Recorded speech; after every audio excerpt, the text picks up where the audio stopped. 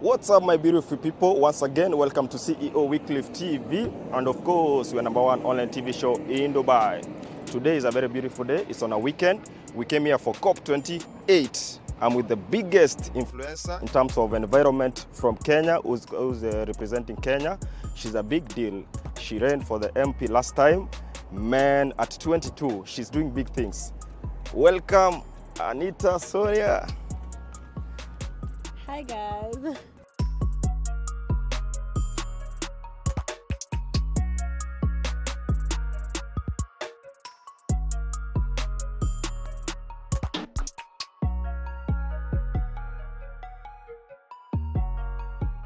Welcome to Dubai. Thank you. Habibti's in Dubai. In Dubai, yeah? Yes. How is it being around? How are you feeling around?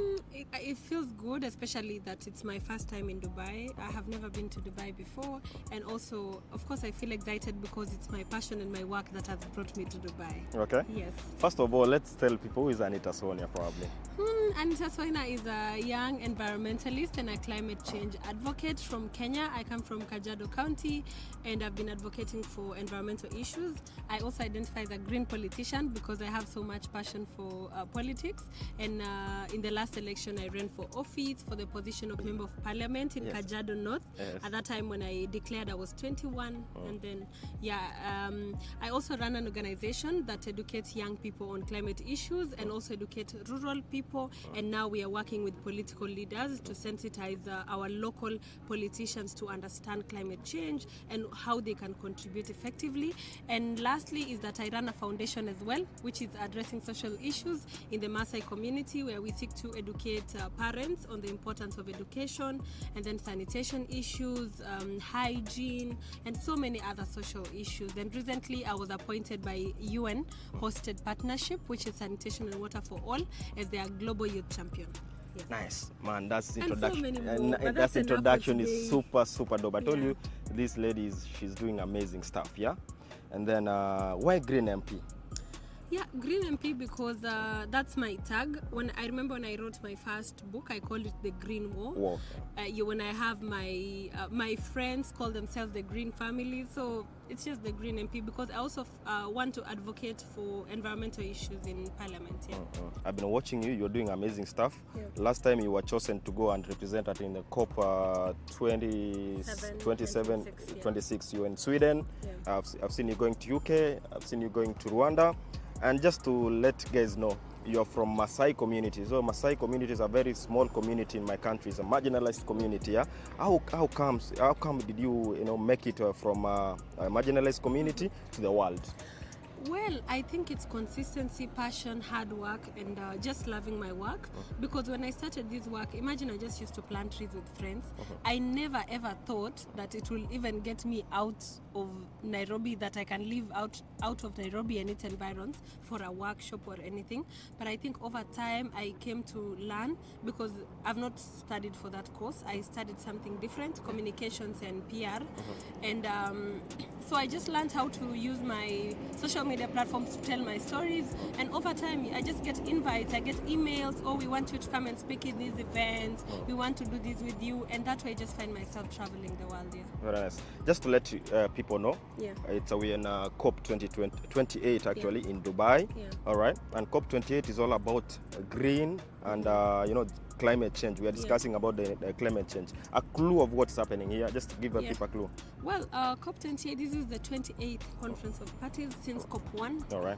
Around so many years ago. And what's happening here is that countries and are negotiating for different asks. When it comes to climate, of course, we have the discussion on who caused climate change. It's party A, but who is suffering? It's party B. So how do we make sure that we are compensating? Who's cutting more trees? Yes, who's producing the fumes? And what can we do to change this? So it needs a global approach, and all leaders' approach for it to be addressed.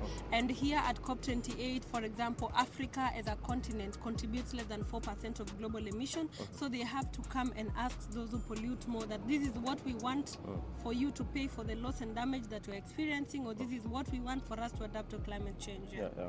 Okay, talking about the climate change, what's your role in terms of representing Kenya over here? I mean, when we are here, of course, is to push for what, not because on behalf of the country, we have negotiators from the Ministry of Environment and from the Office of the Advisor to the President when it comes to climate change issues. And but still, we have our role as young people because the negotiations are just happening here, but actions happen back at home. So whatever they're talking about when it comes to adaptation, climate innovations, climate solutions, it's mostly the young people. If you go to our continent, it's the youngest continent. So we are here to represent youth voices. We are here to try and seek and find support for youth so that they can scale up their innovations. We are here to showcase what our continent and what our country is doing. We are here to be proud and say that as much as we are victims of climate change, Kenya, for example, 94% of its electricity comes from renewables. So that shows that we are really doing well. And so we are here as ambassadors of our country, ambassadors of our continent, of our work as a youth tribe, but also to support our negotiators in what they need for our country to move forward. Very nice. Yes. You are young and actually you have much influence in the society. Yeah. Many youths are looking up to you. I mean, they're following what you're doing because you are doing great things. And you chose to run for a member of parliament last time, yeah? I mean, what touched you to run for member of parliament at age of 21? She was the youngest, contestant in terms of member of parliament in my country, Kenya. I mean, what moved you to go for that seat?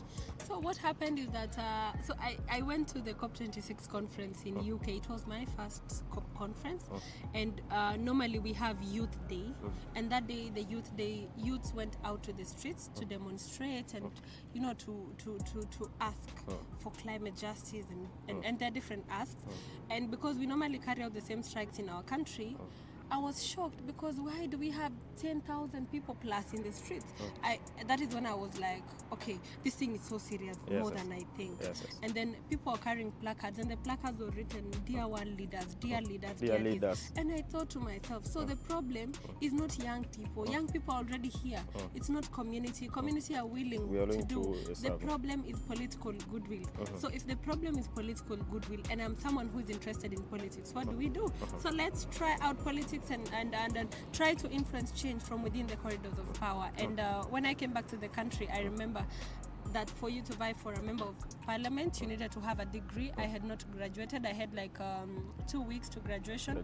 And then they changed that. Okay, so I said, okay, maybe next time you will run for the office. And then after some few weeks, they said, okay, you can vie. And then I just made a poster and I shared it online. And then I slept. When I woke up, it was all over the news. And I was like, you know what? You have to do it. Yeah, so that's how I threw myself to the not so nicely. Yeah. Okay, but next we have it, yeah? I mean, do you have a plan of probably throwing yourself in the next government? I for sure will run for politics anytime, anywhere, given a chance. And of course, politics is not just about environment issues, it's also about social issues and the issues that affect the citizens. So for me, running for member of parliament in my constituency will depend on if our MP will work or not. Okay. If he will work and our senator will not, I will go for Senate. Very nice. Yes. So Senator, if you are not delivering, be strategic, because Anita Soina is coming for you. Anyway, it's all about delivery to the society, yeah? Okay, because I know you're catching time, I'm going to let you know, yeah? Very many youths are looking up to you outside there, yeah? And there are very many youths who are, at a young age, but they feel like they are not about to get their target or whatever they want in life. What can you advise the young youth who are looking up to you right there? First of all is to remind the young people how powerful they are. We as young people are so powerful. We have so much power in our hands that sometimes we don't understand how powerful we can be. Because if you look at even politics, when it's political season, they come to look for young people. You look at everybody saying, where is that youth group? Oh, there was a youth group in 5 years ago, where are they? It's because they know your value. So first is to let the youth appreciate who they are as individuals and who we are as a collective. Once we appreciate that, then it becomes easy to bargain using our own power. Secondly, is just be consistent in what you do. Try and make sure that in everything you do, you are really pushing. Sometimes, for me, I tell people my story is a story of pain, resilience, hard work even when the path was not really clear, but we just have to do it, because giving up is not an option either. And it's not a solution.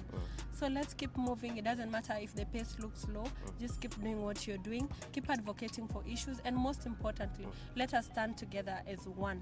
The problem with youths in every space, from this environment space everywhere, is we fight each other so much, and then you're left alone, and alone we cannot really do much. But if we come together, let's embrace unity and collaborations, we can come for up. sure we will do so much. We'll conquer, yeah? Yes.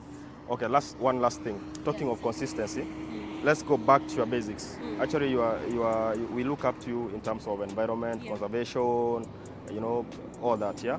What can you tell people in terms of environment conservation? I mean, advise people and tell them something about the environment. The environment is a place where we all meet, and it's a home for all of us. I think it's the way you wake up and take care of yourself, take care of your body, take care of your house. It's the same way we should take care of what houses us all, which is the planet and the environment. And so it's just more of, I tell people every day, you don't have to be somebody who has studied anything related to environment for you to champion for it. You don't have to do so many things, huge things. You don't have to do what the minister is doing. Just do what you can in your own space.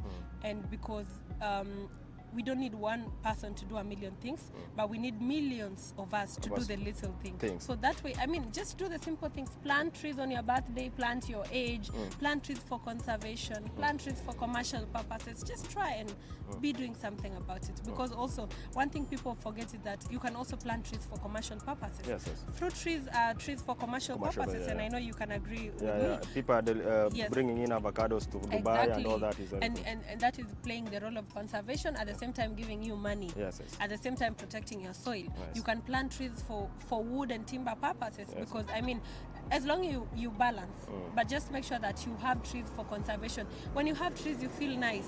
In Nairobi, for example, you know the difference between downtown and uptown. Because of trees. The trees, actually. Exactly. So just make sure you're doing something about it. Simple. Yeah. Thanks a lot for your time. I know you are busy, but again, enjoy your time in Dubai, and amazing work you're doing. We applaud you. We look up to you, and may you achieve your dreams. CEO Wycliffe TV, can you tell them something? One thing I want to tell CEO Wycliffe TV is that, first of all, thank you to you before your fans, because you're amplifying the stories. I appreciate it. Those who tell the stories run the society. Because if you don't tell our stories and we don't tell each other's stories, then it remains unknown and unheard. But when you tell the stories, you keep the world informed. And so, first of all, good job. To the fans of CEO Wycliffe TV, we hope that you continue watching, keep interacting, keep supporting amazing people that are showcased on this platform, and I'm sure together we can change the world. Thank you for your time, Dada. Thank you for your time. Thank you.